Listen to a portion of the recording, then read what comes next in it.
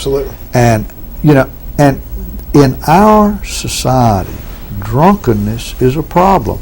Statistics, Mr. Pace, I don't know where he got it, cited a statistic, 10% of the people have alcohol abuse problems. I think that's fairly accurate, but, does it vary from a dry community to a wet community? Well, anywhere.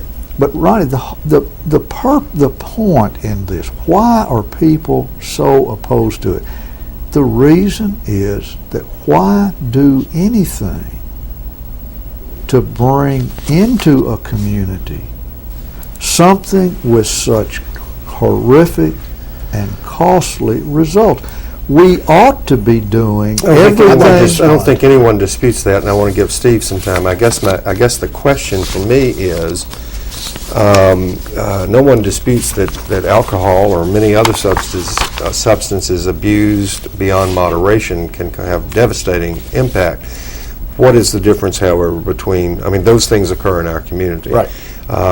Do the very statistics that you're quoting occur in the community? Do we know how that varies between communities with and without alcohol sales? University of Kentucky did a study that was published in 2003 that said there was no correlation between driving under the influence in dry counties and wet counties. So that's the only one that I know that does that. But I would like to, Walter's talked about it from a moral issue, and I'd like to I'm not representing anybody here but myself when I make the following statement. But before I reach the conclusion to get involved in this, I went to my minister and sat down and had a lengthy discussion and said, I need to have a conversation with you because if I'm doing something that goes against my faith, I need to know that now. And yes, we did talk about the fact that the Bible addresses the consumption of alcohol multiple times, whether it's wine, whether it's grape juice, the Bible says wine. But clearly the message is the abuse. And Walter's points about the tragedies of alcohol, I'm not here to deny that, but I'm saying we're not talking about introducing alcohol into our community. It is here. Chris Eaton's deputy made that statement in a dry community. I am wanting absolute strict enforcements in restaurants where the servers are trained by the Kentucky Restaurant Association standards. The person that owns the license of the restaurant knows that if they serve someone too much, they run the risk of losing their license. I want an aggressive DUI program in this community. I don't want to infringe upon the quality of our community. Now, last thing I'd like to do, I saw this last night, and this summarizes it just to respond to the moral question. This was on the website Disciples Now. And I thought this sounds very close because the topic was abuse, and a young lady writes a question and says, I have a question on morality to ask. The civil law where I live describes my hometown as being in a dry county. There was quite a stir around here when the law was stretched, so some restaurants could receive liquor licenses. My question is, what exactly does the Bible think about the issue of drinking, wet and dry, etc.? And the response, the Bible has nothing to say about wet and dry counties. Although I suspect some pastors are probably weighed in out of concern about alcoholism among their parishioners. The church would say that the law is to be obeyed and respected if it exists where you live. I think we all would agree on that. Regarding food, alcohol, and other substances, and this is where I really come down on the moral side of this issue, Walter. Regarding food, alcohol, and other substances that can be used responsibly or not, the church's teaching is consistent. It's not what goes into a person that's evil, it's what comes out. If alcohol makes a person irresponsible, dangerous, or violent, then that person should not drink. This is not, there are many people, it could be said for prescription drugs, it could be said for firearms, it could be said for automobiles. There are people that are going to abuse and misuse products. I am for heavy, strict enforcement. I want our community, if we do have this available in Glasgow, I want it to be known as the worst community in the state of Kentucky to drive under the influence in, because I want our streets to be safe. But I don't think we can paint this broad swath and say just because it's going to be legally sold in a limited case that it's going to bring about all these problems that are already here now. Steve, that's wonderful. And I hope you're absolutely right if, God forbid, it should ever be voted in here.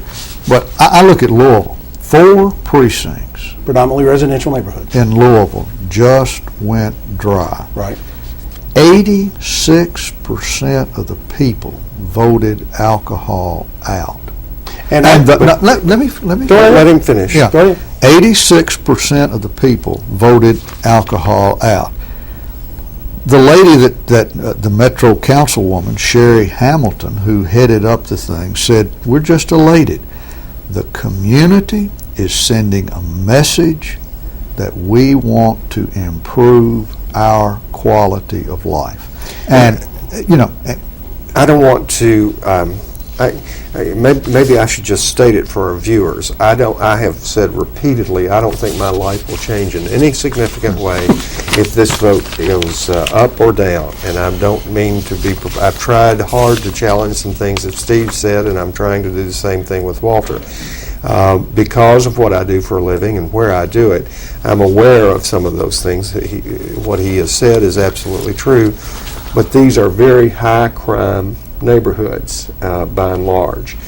And no doubt alcohol is a contributing factor to that crime, but they are going to remain high crime neighborhoods because of demographics, economics, and so forth. And I would just real quickly. Okay, I would also like to add that the issue in those communities were bars and taverns that were causing the increased level of crime, and where the congregations, from the research that I did with that, not family restaurants or restaurants of the type that we're talking about that seat 100 and require that 70% of the food it was sales. probably You have the both. same amount of time. The point is, and the point that I'm trying to make is, our community, we spend thousands of dollars telling our kids, don't use alcohol and drugs.